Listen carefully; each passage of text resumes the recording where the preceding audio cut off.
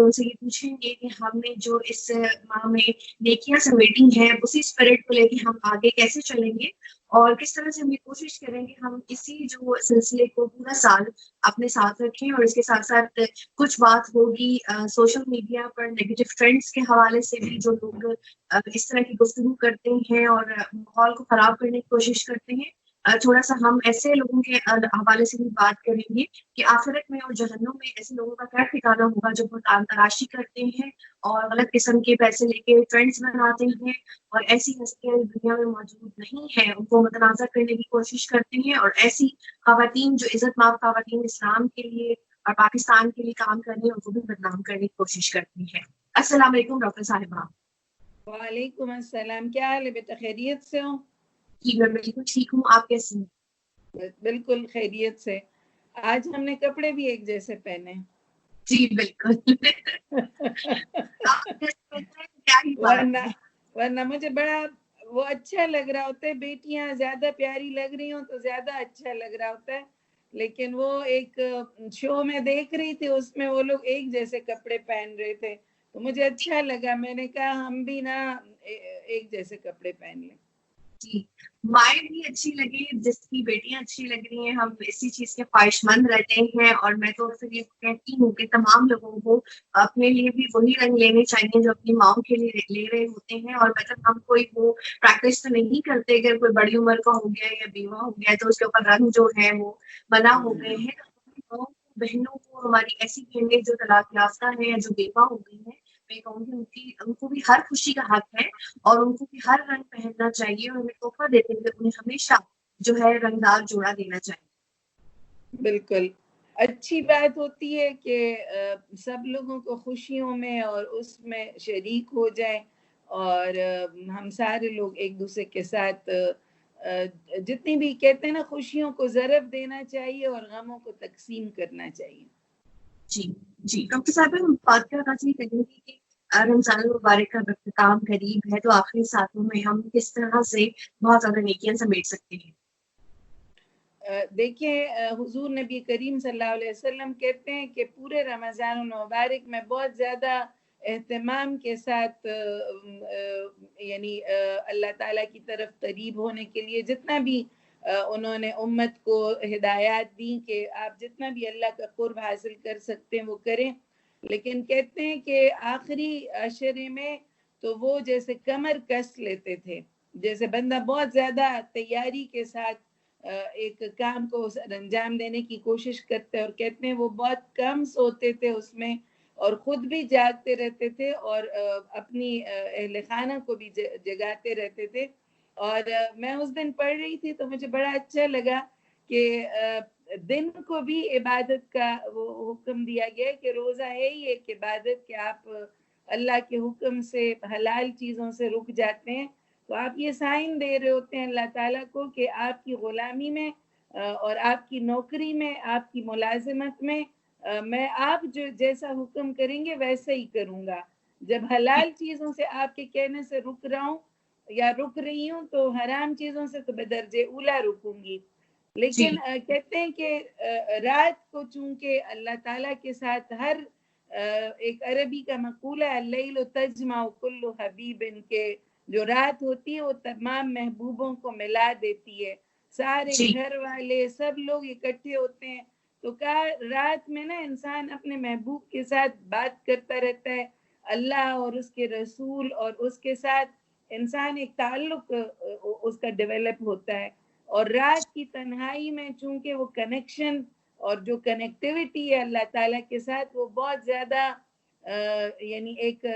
बड़ी पीक पर पहुंच जाती है कि आपको कोई डिस्टर्ब नहीं करता, आपको कोई और काम नहीं होता, आप बिल्कुल तन्हा, आप और आपका रब वो अलीम खबीर वो बंदा कहते हैं जाग रहा होता है या वही लोग जागते हैं जिनकी किस्मतें जाग रही होती हैं। तो ये बड़े खूबसूरत से लम्हात हैं और बड़ी बस चंद दिन रह गए हैं, चंद घड़ियां रह गई हैं तो लूट सेल लगी हुई है नेकियों की। और अल्लाह रब्बुल आलमीन हम सब को कह रहा है कि आप लोग आए और इस सेल में से कुछ ना कुछ ले लें। जैसे सेल लग जाती है तो हम सब एक दूसरे को कॉल करते हैं कि देखें فلاں جگہ سیل لگی ہے، آپ لوگ وہاں سے اپنی پسندیدہ چیز لے لیں. تو کہتے ہیں ہر رات اللہ رب العالمین اپنے بندوں کے انتظار میں وہ بیٹھا ہوتا ہے اور کہتا ہے کہ کوئی ہے جو مجھ سے مانگے تو میں اس کو عطا کروں، کوئی ہے جو مجھ سے کپڑے مانگے، کوئی ہے جو مجھ سے کھانا مانگے، کوئی ہے جو مجھ سے جو بھی دعا کرے تو میں اس کا سوال پورا کروں. تو اللہ کرے کہ ہم ان خوش نصیب لوگوں میں شامل ہوں کہ جو اللہ کی اس پکار پر لبیک کہنے والے ہوں. اور دوسرا یہ کہ اللہ نے خود فرمایا انا انزلناہ فی لیلۃ القدر وما ادراک ما لیلۃ القدر، کہ یہ جو لیلۃ القدر ہے ان سے پوچھا گیا حضور نبی کریم صلی اللہ علیہ وسلم سے کہ کب ہے، تو انہوں نے کہا وہ مجھے دکھا کے اور پھر بھلا دی گئی تاکہ لوگ اس کے لیے محنت کریں، مشقت کریں. ہر مہنگی چیز اور ہر قیمتی چیز وہ بغیر مشقت کے نہیں ملتی، تو اس کے لیے بھی کہا گیا کہ اس کو تلاش کرو. اور تلاش کیسے کرو؟ پورا رمضان میں تلاش کرو، رمضان کے آخری دنوں میں تلاش کرو، پھر آخری طاق راتوں میں تلاش کرو، اور پھر یہ جو 27ویں کے لیے اور پھر 29ویں جو چاند رات جو کہ ہم لوگ چوڑیوں میں اور کھانوں میں اور کچن میں اور بازاروں میں گنوا دیتے ہیں. میں سب اپنی بیٹیوں اور بہنوں سے اپیل کرتی ہوں کہ یہ بہت ہی زیادہ قیمتی جو گھڑیاں ہیں اس کو جانماز پہ گزاریں، اس کو اللہ رب العالمین کے قرب میں گزاریں. آپ کو جو چیز چاہیے وہ اللہ سے مانگیں. اور دیکھیں جو ابھی یہ جو پینڈیمک ہے، یہ جو کورونا کی وبا آئی ہوئی ہے، اس میں تو بہت زیادہ اللہ رب العالمین سے گڑ گڑا کر معافی مانگنے کی درخواست ہے. ایسے ہی ہے نا کہ جیسے ایک ماں اپنے بچے کو گھر سے نکال دیتی ہے کہ بس تم جاؤ اور مجھے تم نہیں ہو چاہیے، ایسے ہی کیا اللہ رب العالمین نے اپنے گھر کے دروازے بند کر دیے ہمارے لیے، ہمیں دھتکار دیا. تو اس بندے کا کیا ٹھکانہ ہوگا اس بچے کا جس کو اس کی ماں اس کے اپنے گھر سے نکال دیتی ہے؟ کیا اس سے نیند آتی ہے؟ کیا وہ بازاروں میں پھرتا ہے؟ کیا وہ بالکل بے خوف ہو کے زندگی گزارتے؟ نہیں، وہ جتن کرتا ہے کہ میں کسی طرح سے گھر میں دوبارہ انٹر ہو جاؤں. اور اللہ رب العالمین بھی میں کہتی ہوں وہ کتنی دیر اپنے بندوں کو اس طرح سے در بدر بھٹکائے گا. وہ بھی ہمارے انتظار میں ہے کہ میرے یہ بندے کیسے پلٹتے اور کب پلٹتے ہیں. تو ہمیں اللہ کو دیکھ کے پھر حضور نبی کریم صلی اللہ علیہ وسلم سے حضرت عائشہ نے پوچھا کہ جب مجھے شب قدر مل جائے تو میں کیا دعا کروں؟ آپ دیکھیں چھوٹی سی دعا، 6-7 الفاظ کی ایک چھوٹی سی دعا حضور نبی کریم صلی اللہ علیہ وسلم نے فرمائی کہ تم نا اے عائشہ یہ دعا مانگو. اور وہ کیا دعا ہے؟ اللہم انکا عفو کریم تحب العفو فاعف عنا یا غفور یا غفور یا غفور، کہ اے رب العالمین آپ معاف کرنے والے ہیں، معاف کرنا آپ کو پسند ہے، بس ہمیں معاف کر دیں. کسی ولی اللہ سے کسی نے پوچھا کہ معافی اور مغفرت میں فرق کیا ہے؟ تو کہا مغفرت یہ ہے کہ اللہ رب العالمین تم سے اس کا یعنی وہ تمہارے نام اعمال میں لکھا ہوا، اور اللہ رب العالمین تمہیں کہتے ہیں وہ اللہ بلائے گا اپنے بندے کو، اپنے کریم ہاتھ سے قریب کرے گا اور اس کے کان میں کہے گا کہ میرے بندے تم نے فلاں وقت یہ گناہ کیا تھا، اور انسان شرمندہ ہو کے کہے گا کہ ہاں رب میں نے کیا تھا. تو اللہ رب العالمین سے کہے کہ بس تم نے وہ فلاں وقت فلاں کا پردہ رکھا تھا، میں بھی آج تمہارا پردہ رکھتا ہوں اور تم سے اس کا حساب نہیں لیتا. یہ مغفرت ہے، یہ پردہ پوشی ہے کہ اللہ رب العالمین اس گناہ کو ہمیں بتا کے اور پھر اس کا حساب نہ لے اور معاف کر دے. لیکن عفو یہ ہے کہ اس گناہ کو ڈیلیٹ ہی کر دے، وہ ہمارے نام اعمال میں ہمیں وہ شرمندگی سے بھی بچا لے کہ ہم نے وہ گناہ کیا تھا اور پھر اللہ رب العالمین ہمیں بلائے اور کہے کہ یہ تم نے گناہ کیا تھا میں اسے معاف کرتا ہوں. نہیں، اللہ رب العالمین اسے ہمارے نام اعمال سے ڈیلیٹ کر دیتا ہے. تو یہ عفو کریم جو ہے یہ رب کی صفت ہمیں سارا وقت ان آخری دنوں میں جو گھڑیاں رہ گئی ہیں اس میں آپ ہر نماز کے بعد ہر وقت اللہم انکا عفو کریم تحب العفو فاعف عنا کا ورد کریں،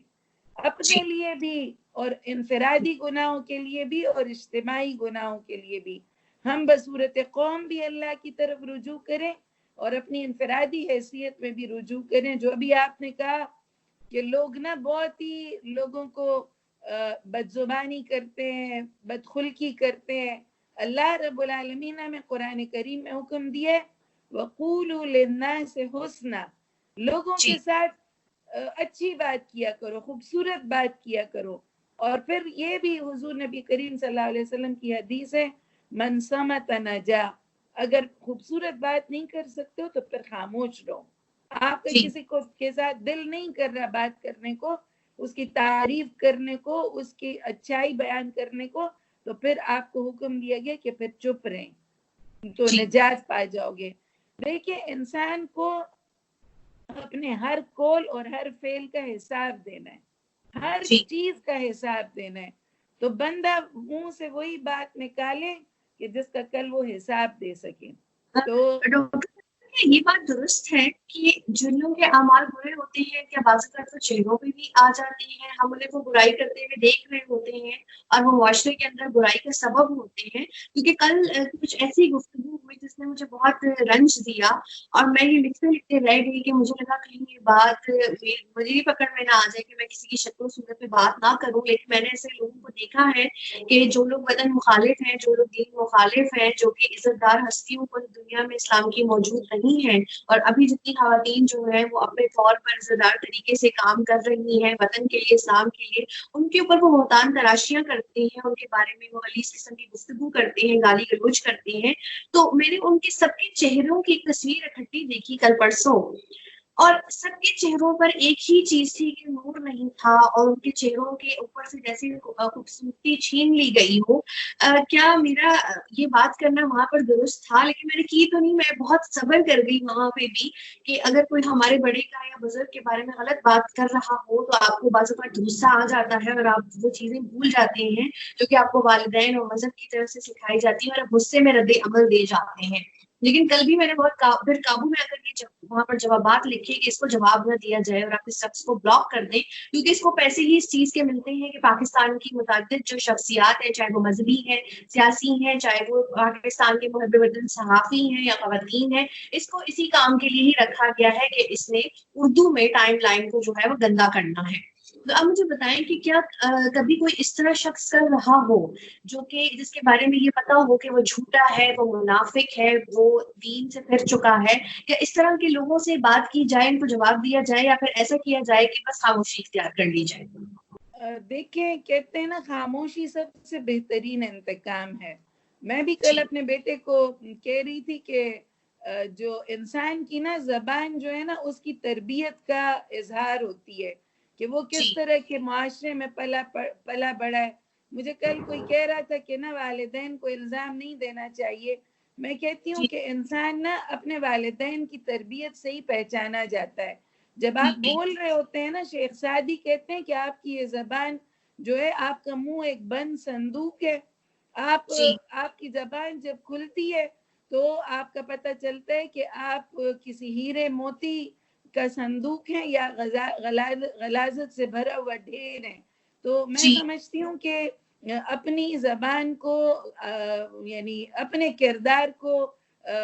وہ نہیں کرنا چاہیے, اور ہمیں اپنی جس طرح ہمیں ہمارے پیرنٹس نے اور ہمارے ماں باپ نے ہماری تربیت کی ہے, اپنی تربیت کے اظہار میں اس طرح کے لوگوں کو اللہ رب العالمین فرماتے قُلْ مُوتُوا بِغَيْظِكُمْ, کہ تم اپنے غصے میں مر جاؤ. اللہ رب العالمین یعنی حضور. تو میں کہتی ہوں کہ دیکھیں جن لوگوں سے حضور نبی کریم صلی اللہ علیہ وسلم کی عالی مرتبت ذات نہیں وہ پاتی, یعنی وہ محفوظ نہیں رہتی, تو وہ ایسے ہی ہے نا جیسے چاند پر تھوک رہے ہیں. چاند پر تھوکنے والا نا اپنے آپ کو ہی گندا کرتا ہے نا, چاند کا تو کچھ بھی نہیں بگاڑتا. اس لیے کہ وہ تو اپنے بچوں کو امریکہ میں تعلیم دلانے کے خواہش مند تھے، تو مجھے اس وقت یہ بات کی اتنی حیرت ہوئی کہ شاید ان کو یہ بات نہیں پتا کہ ہمارے تو مذہب میں یہ کہا گیا تھا کہ عرب سے وہ نمودار ہوا ہمارا مذہب، تو یہ کہا گیا تھا کہ چین تک تعلیم کے لیے جاؤ، جبکہ اس وقت جو ہے آپ کو بالکل پتا ہے کہ ذرائع کتنے مشکل تھے، لیکن تعلیم کی کیا اہمیت ہے اس بات سے اس کا کتنا پتہ چلتا ہے۔ اور ہمارے تو مذہب میں کبھی یہ کہا ہی نہیں گیا کہ آپ نے عورتوں مردوں اور بچوں کو جو ہے وہ پڑھانا نہیں ہے۔ جویریہ، میں آپ کو یہ بھی بتاؤں نا، میرا ایک بھائی جو تھا وہ اپنی اسکالرشپ پر گیا ہوا تھا، اور وہ انہی غلیظ لوگوں کے اعتراضات کے جواب میں میرے اغا جان نے اسے بلایا، وہ 93 میں واپس آیا ہے، ٹھیک ہے، وہ 2-3 سال کے بعد وہ واپس آ گیا تھا، وہ اپنی ہارورڈ کی پڑھائی بیچ میں چھوڑ کر آیا ہے، اب اس کی ڈگری، یعنی وہ ہارورڈ کا MBA، وہ بہت باسٹن یونیورسٹی سے اس نے بہت امتیازی نمبروں میں اس نے اکنامکس کی ڈگری حاصل کی، اور پھر اسے ہارورڈ میں ایڈمیشن ملا، اور وہ بیچ میں ہی اپنا MBA چھوڑ کے واپس آ گیا، اپنی محنت پر گیا تھا، وہ ٹاپر تھا اسلامک یونیورسٹی کے اکنامکس ڈپارٹمنٹ کا، ہم 3 بہن بھائی ماشاءاللہ ہم نے یونیورسٹی ٹاپ کی ہے الحمدللہ، ہمیں ہمارے والدین نے دین بھی سکھایا اور دنیا بھی سکھائی الحمدللہ، اور میں سمجھتی ہوں، اور جویریہ میں بتانا نہیں چاہ رہی تھی لیکن میں اس کا ضرور تمہیں اظہار کروں گی کہ کل جب یہ سارا بد زبانی ہو رہی تھی میرے والد محترم کے بارے میں، تو میں بالکل ہی، میں نے درود شریف پڑھ کے، اور میں بس غمزدہ تو ہوئی، ظاہر ہے بیٹی کی حیثیت سے آپ کے والد کے لیے کوئی یعنی کوئی بھی بری بات کہے تو ایک بیٹی ہونے کے ناطے میں بہت زیادہ غمزدہ ہوئی، اور میں نے کبھی زندگی میں کسی کے لیے بد دعا نہیں کی، لیکن میرے دل سے افطاری کے وقت ان کے لیے بہت بد دعا نکلی، اور میں نے ویسے ہی بس ابو کے لیے دعا بھی بہت کی، اور وہ محمد کے لیے بھی بہت دعا کی کہ اللہ نے اسے جب میں نے سب سے پہلے تو میں نے قاسم حسین احمد صاحب کے لیے بہت دعا کی، اس لیے کیونکہ ان کی جو آل اولاد کا سلسلہ ہے، اس کی دین کی جو خدمات ہیں وہ ہمیں پتہ ہیں، اور انہیں نہیں پتا، جو کہ اپنے پیسے اور اسائلم کے لیے جو ہے آپ کو پتہ ہے غیر ملکیوں کے محتاج ہیں، اور انہیں صرف رکھا ہی اسی لیے، پالا ہی اسی لیے جاتا ہے کہ وہ معاشرے میں گندگی پھیلا سکے، اور ان کو اسی مشن کے لیے رکھا گیا ہے۔ تو اس وقت سب سے پہلے جب میں نے یہ دیکھا، تو کیونکہ میں تو اس طرح کے لوگوں کو بہت پہلے ہی بلاک کر چکی تھی، کیونکہ انہوں نے میرے خلاف سے بہت زیادہ کمپینز کی، اور بطور عورت میرے کردار متنازع کرنے کی کوشش کی، لیکن وہ متنازع اس لیے نہیں ہوا کہ میری عزت جو ہے وہ اللہ کے ہاتھ میں ہے، اور جتنی اللہ مجھے عزت دے رہا ہے الحمدللہ، میں جتنا اللہ کا شکر ادا کروں میں اس قابل نہیں ہوں کہ جتنا اللہ نے مجھے نوازا ہے، تو اس لیے ان کی ان باتوں سے مجھے اس لیے فرق نہیں پڑا، کیونکہ وہ عورت کو ایک آبجیکٹ کے طور پہ لیتے ہیں، وہ عورت کو ایک سمبل کے طور پہ لیتے ہیں، جو ورڈ میں ابھی یہاں یوز نہیں کر رہی، تو ان کے لیے عورت ایک کموڈٹی ہے، لیکن ہمارے لیے، ہمارے دین کے لیے جو ہے وہ عورت گھر کی ملکہ ہے، وہ پورا معاشرہ جو ہے، پورا خاندان وہ لے کے چلتی ہے، تو ہمیں ہمارے حقوق پتہ ہے، اور ہمیں وہ مل بھی رہے ہیں، تو اس طرح کی باتیں جو ہیں ہمیں وہ نہیں کرتی۔ میرے ایک یہ ٹولہ ہے پورا جسے میں نے بلاک کیا، جو کہ وطن مخالف اور دین مخالف ہے، ہر جویریہ شخص۔ میں تمہیں ایک واقعہ سنا رہی تھی،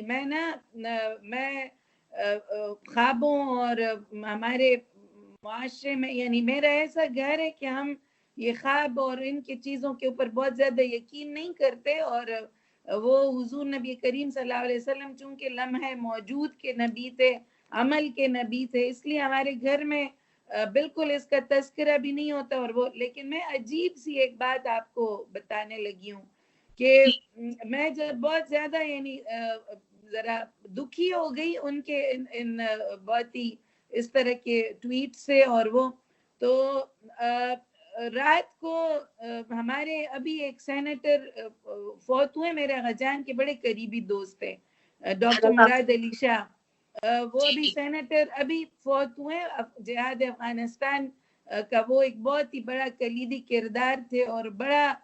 وہ ڈاکٹر تھے، وہ 1954 میں ڈاکٹر اسرار کے کلاس فیلو تھے، اور صوبہ سرحد کے ایک بڑا نامور سے اور بڑا نامور گھرانے سے ان کا تعلق تھا، اور بڑے بزرگ آدمی تھے، ان کا بھی ایک ہفتہ 10 دن ہوئے انتقال ہوئے، تو ان کی جو بڑی بیٹی ہے وہ خود بہت ہی بزرگ سی خاتون ہے، سیدھی سادی، اور پشاور کے قریب ایک گاؤں میں رہتی ہیں، اور انہوں نے اپنی چھوٹی بہن کو فون کر کے تو کل رات کو یعنی جس وقت یہ سارا معاملہ ہو رہا تھا ان کو کچھ بھی نہیں پتا، وہ موبائل فون بھی نہیں استعمال کرنا جانتی، یعنی اتنی سیدھی سادی سی خاتون ہے، ان کو کچھ بھی نہیں پتا کہ کوئی کیا کر رہا ہے اور کیا بول رہا ہے اور قاضی صاحب کے متعلق کیا وہ بولا جا رہا ہے، کچھ بھی انہیں نہیں پتا۔ لیکن وہ ان کی چھوٹی بہن کا میرے پاس فون آیا کہ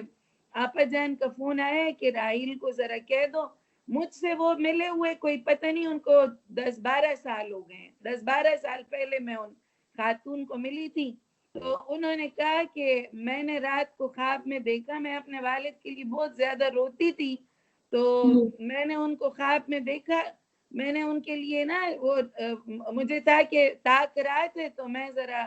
قرآن بھی میں نے بہت پڑھا، درود شریف بھی بہت زیادہ پڑھا، اور روتے روتے ہی اپنے ابو کے لیے دعائیں کرتے کرتے میں سو گئی۔ تو کہتے ہیں وہ خواب میں آئے اور کہا کہ بیٹا، مجھے کہتے ہیں اپنے سینے سے لگا کے کہا کہ رو مت، میں بہت اچھی جگہ پر آ گیا ہوں، مجھے تھوڑی سی تکلیف ہوئی تھی لیکن میں نا اب بہت زیادہ ٹھیک ٹھاک ہوں اور بہت اچھی جگہ پر آ گیا ہوں، اس لیے تم نا رویا مت کرو۔ اور کہتے ہیں پھر نا جوتے پہن کے اور جلدی جلدی میں، اور کہا میں آج ذرا جلدی میں ہوں، اور حضور نبی کریم صلی اللہ علیہ وسلم نے مجھے قاضی صاحب کے ساتھ اپنے دربار میں حاضری کا حکم دیا ہے۔ تو مجھے بہت زیادہ، اور یہ رات ہی کا، یعنی رات کو انہوں نے پشاور کے مضافات سے اپنی بہن کو فون کیا اور کہا کہ ذرا راحیل کو کہہ دو کہ میں نے بہت ہی خوبصورت خواب دیکھا ہے، تو وہ نا ذرا اسے بھی تسلی ہو کہ میں نے ابو کو دیکھا ہے کہ ابو نے مجھے کہا ہے میں آج ذرا جلدی میں ہوں، ہمیں حضور نبی کریم صلی اللہ علیہ وسلم نے اپنے دربار میں حاضری کا حکم دیا ہے، تو میں بھی قاضی صاحب کے ساتھ جا رہا ہوں۔ مجھے اتنی زیادہ تسلی ہوئی ہے، میں کبھی بھی اس کو بیان نہ کرتی اگر میں وہ جیسے کہتے ہیں نا اللہ نے بہت ہی ایک بشارت سے اور ایک بہت ہی خوبصورت مجھے ایک وہ پیغام دیا کہ نا بس بالکل ہی گھبرانے کی کوئی بات نہیں ہے۔ اور مجھے ان کی وہ ایک ڈائری میں نا ایک شعر انہوں نے اپنے ہاتھ سے مجھے لکھ کے دیا تھا، وہ بھی مجھے کل ملا کہ مشکلات طریقت مت اب عنان اے دل کہ مرد را نہ اندیشد از نصیب و فراز، کہ رومی کا شعر ہے یہ کہ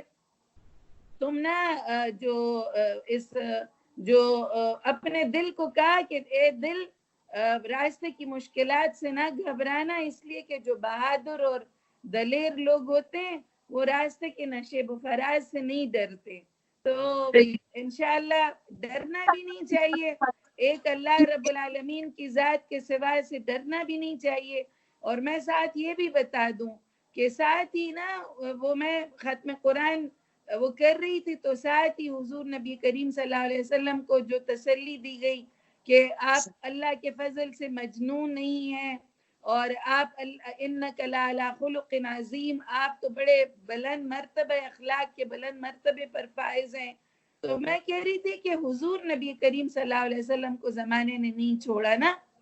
جو بھی حضور نبی کریم صلی اللہ علیہ وسلم کے راستے پر چلے گا تو ان کو ان ساری گھاٹیوں سے گزرنا ہوگا، شاد ابی طالب سے اور واقع عفق سے، اور یہ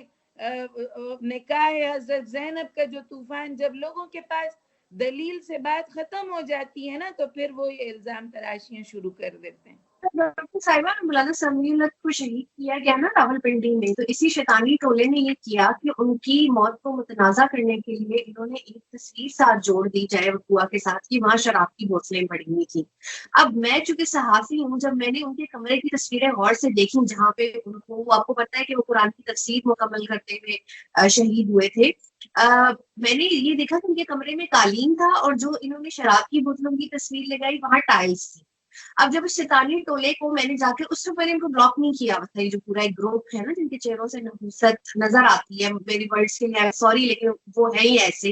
کہ وہ پاکستان اور مذہب کے خلاف اس طرح سے کام کر رہے ہیں، تو ان کی شکلیں جو ہے وہ بدل کے رہ گئی. جس طرح جب بنی اسرائیل پر کچھ حصے پر عذاب آیا تھا تو مجھے وہ جو جس طرح ڈسکرپشن لکھی ہوئی ہے نا، مجھے بالکل وہی شکلیں لگتی ہیں کہ بندر کی شکلیں بن گئی ہیں. تو جب میں نے اوپر جا کر لکھا نا کہ یہ کمرہ اور ہے، اور یہ شاید آپ نے اپنے کمرے کی تصویریں لگا دی ہیں بوتلوں والی، ان کو وہ ٹویٹس ڈیلیٹ کرنے پڑے تھے. اور اس کے بعد سے انہوں نے میری اتنی کردار کشی کی، اتنی کردار، ہر دنیا کی غلیظ بات جتنی وہ میرے سے منسلک کر سکتے تھے کر دی، لیکن میں ان سے ڈرتی نہیں ہوں، نہ میں ان سے ڈروں گی، کیونکہ میں صرف اللہ سے ڈرتی ہوں. میرے کردار کی گواہی اور میری زندگی کی گواہی جو ہے وہ بطور مطلب قیامت کے روز وہ خود جو ہے وہ لوگ دے رہے ہوں گے ان کے ساتھ میں نے اس نے سلوک کیا، یا میں نے جو اپنے ملک کے لیے جو تھوڑا بہت جو دین کے لیے خدمت کی، مجھے اس پہ ہے فخر ہے، ناز ہے کہ اللہ مجھے اگر اسی استقامت پہ رکھے تو مجھے ضرور جو ہے وہ اچھے لوگوں کے ساتھ جگہ ملے گی. تو میں ان کے اس پروپیگنڈے سے نہیں ڈرتی. اور کل بھی یہی ہوا کہ میں نے محمد بھائی کو یہی کہا کہ یہ غلاظت کا ڈھیر ہے، اور اس ڈھیر میں ہم پتھر نہیں ماریں گے، ہم ان کو اتنا سا بھی رپلائی نہیں کریں گے، کیونکہ ان کو پیسے اس بات کے ملتے ہیں کہ انہوں نے پاکستان کی مشہور ہستیوں کو جو ہے وہ متنازع کرنا ہوتا ہے. ان کے حوالے سے ہر کسی کے بارے میں غلط بات لکھیں گے، ان کی ہر چیز غلط ہے، ہر چیز جھوٹ ہے، ہر چیز بہتان ہے. بات اتنے وسوخ سے کر رہے ہوتے ہیں جیسے بڑا یہ کوئی مطلب. ایک دفعہ میں نے یہ بھی لکھ دیا تھا، یہ بات بہت تلخ تھی میرے حساب سے کیونکہ میں بہت نرم دل ہوں. میں نے ان لوگوں کو یہ لکھا تھا کہ ہمارے گھروں میں کتے بھی نسلی رکھے جاتے ہیں، آپ تو ہمارے گھر کے پاس سے بھی نہیں گزر سکتے، تو آپ کو ہمارے گھر کی باتوں کا کیا یا چیزوں کا پتہ. بعد میں مجھے یہ ہوتا رہا کہ میں نے اللہ سے معافی مانگی کہ اللہ میں نے تکبر نہیں کیا تھا، لیکن چونکہ یہ شیطانی ٹولہ اتنا غلیظ ہے اور اتنی غلاظت کر رہا ہوتا ہے، تو میں نے بہت سے اپنے فالوورز کو بھی یہ بات منع کی ہے کہ آپ نے ان لوگوں کو رپلائی نہیں کرنا، ان لوگوں کی باتوں کا جواب نہیں دینا. یہ گندگی میں اتارنے کی کوشش کرتے ہیں ہر اس شخص کو، ہر اس نوجوان کو جو کہ پاکستان کے لیے کام کر رہا ہے. محمد بھائی کی بہت خدمات ہیں پاکستان اور ترکی کے حوالے سے، سعودی عرب کے حوالے سے، وہ بڑا ایک محبت کے پیغام کو لے کے چل رہے ہیں کہ اسلامی ممالک کے درمیان اتحاد ہو. تو ظاہر سی بات ہے اس طرح کے جو لوگ ہیں خالص زدہ جو آپ کو کہنا چاہیے لوگ ہیں، ان کو تو یہ چیز جو ہے وہ بری لگے گی نا. تو میں نے ان سے کل اسی وقت کہا تھا کہ آپ نہ ان کی باتوں کا جواب دیں، نہ یہ ہماری باتوں سے راہ راست پہ آئیں گے، کیونکہ ہمیں یہ لگتا ہے کہ شاید ہم اپنے اچھے اخلاق سے ان کو راہ راست پہ لا سکتے ہیں، لیکن جس کے دل پہ اللہ نے مہر لگا دی ہے تو وہ لگ گئی ہے. ہمیں ایسے لوگوں سے دور رہنا چاہیے. اچھا سمجھ جی مجھے یہ بتائیے کہ اب گفتگو اس طرف چلے گی، کیونکہ ظاہر سی بات ہے میرا بھی دل دکھا تو تھا، لیکن میں نے بڑے سخت جواب دے کے یہ کہا کہ ہمیں اس ڈبیٹ میں ان کے ساتھ نہیں جانا. اور پھر میں نے ان سب لوگوں کے لیے دعائیں مغفرت کی جو کہ دنیا میں نہیں ہے، آغا جانی سمیت، اور جو لوگ ابھی اسلام کے لیے کام کر رہے ہیں ان کے لیے بھی کی کہ ایک سلسلہ جو ہے وہ ہمارے بڑوں کی توسط سے چل رہا ہے کہ اگلی نسل اور اس سے اگلی نسل بھی اسے لے کے چل رہی ہے. تو یہ ہمارے بڑوں کی بھی بدولت ہوا کہ اللہ تعالیٰ نے ان کو ہدایت دی، تو ان سے جو یہ سلسلہ ہمیں تھوڑا بہت جتنا بھی منتقل ہوا تو اس پر اللہ کا شکر ہے. مجھے یہ بتائیے کہ کام چل رہی ہیں لیکن ہمیں آفس سے سچ بہت چھٹی نہیں ہے. کوئی ہمیں چھوٹے چھوٹے اذکار بتائیے کہ ہم لوگ وہ کرتے رہیں کہ ہم جو کام ہمارا ورک پلیس پہ بھی ہوتا ہے، جس وقت ہم آفس کے کام کر رہے ہیں، دنیا داری چل رہی ہے اور آپ کو پتہ ہے گھر چل رہے ہیں اس سے، تو اس ٹائم پر ہم لوگ کیا اذکار کر سکتے ہیں؟ دیکھیں ایک تو نا ایک 2 رکعت ضرور نماز کے لیے ضرور نکالیں. فرض نماز تو ہے ہی ہے، لیکن اس کے علاوہ بھی نفل بھی پڑھیں، تراویح بھی ان طاق راتوں میں ضروری اس کا اہتمام کریں. لیکن جو اذکار ہیں اس میں سب سے جو میں نے آپ کو بتایا کہ یہ دعا چلتے پھرتے سارا وقت کیا کریں. اللہم انکا عفو کریم تحب العفو فاعف عنی یا غفور یا غفور یا غفور. یہ چھوٹی سی دعا سامنے لکھ کے لگا دیں. ان آخری عشرے کی جو یہ دعا ہے شب قدر کی، اس کو کسی چارٹ پیپر پر لکھ کے لگا دیں اپنے آفس میں، اور سب لوگ یہ پڑھتے رہیں تو آپ کے لیے بھی ایک صدقہ جاریہ ہے. اور یہ سب سے اس لیے کہ مجھے یہ اس لیے بات اچھی لگتی ہے کہ حضرت عائشہ رضی اللہ تعالیٰ عنہ نے خاص طور سے پوچھا کہ مجھے اگر شب قدر مل جائے تو میں دعا کیا مانگوں، میں مانگوں کیا چیز؟ تو اللہ سے نا معافی کی درخواست ہمیں آج کل بڑی ضرورت ہے. یہ جو قوموں کے اخلاق ایک دن میں تو نہیں نا بگڑتے، اس میں ایک بڑی یعنی لوگوں کا بگاڑ جو ہے یہ ایک اس حد تک پہنچ جاتا ہے کہ پھر وہ قلم سے بھی نکلتا ہے، وہ منہ سے بھی نکلتا ہے. تو اس کے لیے نا معافی اللہ کی طرف واپس پلٹنے، ان لوگوں کے لیے بھی ہدایت کی دعا کریں، اللہ تعالیٰ ان کو ہدایت دے. اور اگر ہدایت ان کے نصیب میں نہیں ہے تو اللہ تعالیٰ پھر انہیں यहाँ से बिल्कुल इनके शर से हम सब लोगों को बचा लें, कि हमारे मुल्क को इनकी शर से महफूज रखे। अल्लाह ताला इनके शुरूर से जरूरी महफूज, इसलिए कि अल्लाह के हाथ में है ना, अल्लाह को जब चाहे अल्लाह वतुइज़्ज़ु मन तशा व तुज़िल्लु मन तशा बियदिकल खैर इन्नका अला कुल्लि शैइन कदीर। इसे भी इसको भी जरूर पढ़ना चाहिए। अल्लाहुम्मा मालिकल मुल्क तुतिल मुल्क मन तशा व तंज़िउल मुल्क मिम्मन तशा। इस्तग़फ़ार कहते हैं अल्लाह की रहमत का दरवाजा खटखटाना है, बहुत ज्यादा इस्तग़फ़ार करें और दुरूद शरीफ जरूर पढ़ा करें, इसलिए कि हुजूर नबी करीम सल्लल्लाहु अलैहि वसल्लम का हक है हमारे ऊपर कि हम उन्हें याद रखें, उनकी ख़त्म नबूवत के ऊपर ईमान रखें, उनकी ख़त्म नबूवत के लिए हम दिलो जान से हम लोग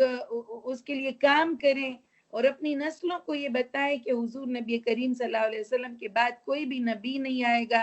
जो भी उनके बाद नबूवत का दावा करता है वो झूठा है, वो खाइन है, वो उसकी कोई हैसियत नहीं है। तो ये जो कलिमा है ला इलाहा इल्लल्लाह मुहम्मदुर रसूलुल्लाह, इसका विर्द किया करें, सुभान अल्लाह का विर्द किया करें, अल्हम्दुलिल्लाह का विर्द किया करें। और ये छोटे छोटे अज़कार हैं कि इससे हम अपने आप को अल्लाह के साथ जोड़े रखें और अल्लाह ताला को हम ये बताए रखें कि हम आपके बंदे हैं और आपके साथ वाबस्ता होना चाहते हैं, आपसे माफ़ी तलब करते हैं, अपने इनफरादी गुनाहों की भी माफ़ी मांगते हैं, अपने इज्तिमाई गुनाहों की भी माफ़ी मांगते हैं और अल्लाह ताला हम सबको वो काम करने की तौफीक दे दे जिससे वो राजी हो। आपने कल सुना मुझसे कपड़ों का भी पूछा था, है ना? कपड़ों का के कपड़े कैसे होने चाहिए। देखिए औरत ना अल्लाह की नजर में बहुत ही कीमती चीज है, ठीक है? वो जितनी ज्यादा ढकी छुपी होती है उतनी वो ज्यादा खूबसूरत लगती है, उतनी ज्यादा वो उसका जो जौहर है वो इतना कीमती है कि अल्लाह रब्बुल आलमीन ने उसे सिवाय एक शख्स के और किसी को भी दिखाने का हुक्म नहीं दिया। इसलिए वो जितनी ज्यादा ढकी छुपी होती है उसकी मता, उसकी कदर कीमत उतनी ही ज्यादा। जैसे एक डब्बी में छुपा हुआ हीरा होता है ना, वो जितना ज्यादा जोरी उसको कितना ज्वेलर सॉलिटेयर को कितनी सेफ में बंद करके रखता है, लोगों की नजरों से छुपा के रखता है और उसको बड़े एहतमाम के साथ वो ला के दिखाते हैं, फिर वो ले जाके उसे डब्बियों में और सेफ में बंद करते हैं, वो वैसे ही नहीं पड़ा होता हीरा। औरत की भी मिसाल एक हीरे की सी है, एक मोती की सी है कि उसको अल्लाह रब्बुल आलमीन जितना ज्यादा उसे कहते हैं कि तुम जितना ज्यादा ढको, जितना ज्यादा छुपो, जितना ज्यादा लोगों की नजरों से अपने आप को बचाओ, उतनी कीमती होगी और उतने ही मुआशरे में तुम्हारी कदर कीमत होगी। इन चीजों को वो अब कोरोना की वजह से अपना को पूरा पूरा ढक रहे हैं। नकाब भी हर जगह बिक रहा है मास्क की सूरत में। और अभी वो मेरी बेटी मेरी बेटी मुझे कह रही थी, मैंने कहा ये जो मेरा कोट है ये ठीक है? तो कहने लगी अम्मी अल्लाह मियाँ ने आपके इस नकाब को इतनी पजीराई बख्शी है कि सारी दुनिया को पहना दिए, इसलिए ना कहते हैं आप ये तो अब आपका ज्यादा फैशनेबल लगता है और ज्यादा। मैंने कहा मुझे वो फ्रांस का वाकया याद आ गया कि वो 2003 में जब उन्होंने ये निकाब के ऊपर पाबंदी लगाई तो उन्होंने यानी उस वक्त निकाब पहनने पर पाबंदी थी कि निकाब कोई पहनेगा तो उसको जुर्माना होगा। वही फ्रांस से अल्लाह ने अब उससे ये वो करा दिया कि जी अब जो नहीं पहनेगा तो उसके ऊपर फाइन होगा। तो अल्लाह रब्बुल आलमीन इतना यानी वो कुरान में कहते हैं तिलकल अय्याम नुदाविलुहा बैनन नास, कि ये दिनों के उलट फेर हैं जो हम लोगों के दरमियान ना दिनों को उलटते हैं और फेरते हैं। तो अल्लाह रब्बुल आलमीन हमसे राजी हो जाए। तो बहुत एलर्जीज होती है ना, तो मुझे खुद कभी कभी साइनस हो जाता है, एलर्जी हो जाती है, तो जिसमें आपको पता है कि सांस लेने में दुश्वारी होती है, छींके आना शुरू हो जाती है, कभी कभी छोटा सा माइनर सा मुझे हो जाता है। अक्सर मैं सोचती थी कि मैं आपसे पूछूंगी कि आप पूरा दिन इस तरह रहती हैं कि सांस में प्रॉब्लम तो नहीं होती। अब जब मास्क पहनने पड़ रहे हैं ना तो आई कैन इमेजिन कि आपने किस तरह से गर्मी, सर्दी, धूप, हब्स और मुख्तलिफ मौसमों में इसे कैरी किया। जुवेरिया मैं बहुत अल्लाह का शुक्र अदा करती हूँ कि ये अभी ये कोरोना से पहले کچھ دن پہلے ہمارا استنبول یونیورسٹی میں پروگرام تھا، تو ایک نا حجاب والی بچیوں کا ایک گروپ آیا. مجھے ترکی کی یہ بات بڑی اچھی لگتی ہے کہ وہ حجاب والی، نقاب والی، وہ اسکرٹ والی، ٹاپ والی، سلیو لیس، وہ ساری بہت ان کا نا بڑا انٹیگریٹڈ سی سوسائٹی ہے، بڑے اکٹھا رہتے ہیں نا. تو ساری بچیوں کا ایک گروپ میرے پاس آ گیا کہ آپ کتنی کانفیڈنٹلی اس نقاب کے ساتھ ہماری یونیورسٹی میں پروگرام کرنے آ گئی ہیں. تو میں نے کہا، میں نے اس وقت نا بڑا اللہ کا شکر ادا کیا، اور میں نے اپنے امی ابو کے لیے بڑی دعا کی کہ انہوں نے مجھے، میری براٹ اپ ہی ایسے ہوئی کہ میں اس نقاب کے بغیر باہر نہیں نکل سکتی. یعنی یہ مجھے کوئی کام ہی نہیں لگتا، مجھے کوئی مشکل کام ہی نہیں لگتا. آپ جس کام کے ساتھ بھی یوز ٹو ہو جائیں، آپ کو وہ پھر کام نہیں لگتا کہ کوئی بہت مشکل کام ہے. تو میں نے بڑی امی ابو کے لیے دعا کی کہ میں 8th کلاس میں تھی جب میں نے نقاب شروع کیا تھا، تو اس وقت ذرا مشکل لگا تھا، لیکن امی نے مجھے کہا تھا، مجھے ابو نے ایک دفعہ بھی نہیں کہا کہ تم نقاب کرو، لیکن مجھے امی نے کہا کہ بیٹا ہماری فیملی بھی ایسی فیملی، علماء کا خاندان تھا ہمارا، تو یہاں پر نا تو، اور ظاہر ہے پھر جب میں نے ارد گرد سارے ماحول کو دیکھا کہ سبھی نقاب کر رہے ہیں، تو اس میں پھر آپ کو بغیر نقاب کے نہیں آپ کا گزارا ہوتا نا. تو پھر میں ایک دفعہ جب پہلی دفعہ جان کے ساتھ گئی، میں ضرور یہ واقعہ سناؤں گی، تو لندن گئی اور ایک کانفرنس میں ہم لوگ گئے تھے، بوسنیا کانفرنس میں.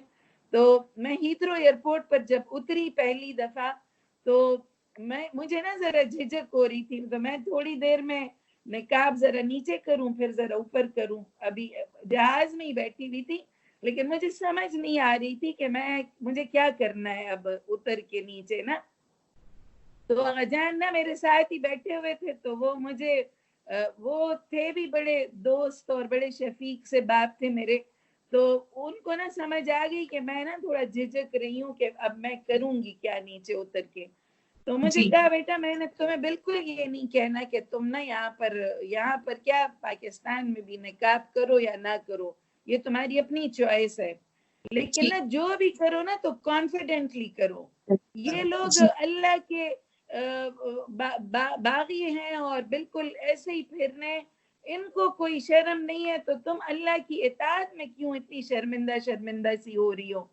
کرنا ہے تو بھی کانفیڈنٹلی کرو، اور نہیں کرنا تو بھی کانفیڈنٹلی کرو. یہ نہ کرو کہ جی کبھی کرو کبھی اٹھاؤ کبھی بٹھاؤ اور بس. مجھے ان کی وہ بات، اس نے میرے اندر ایک ایسی طاقت بھر دی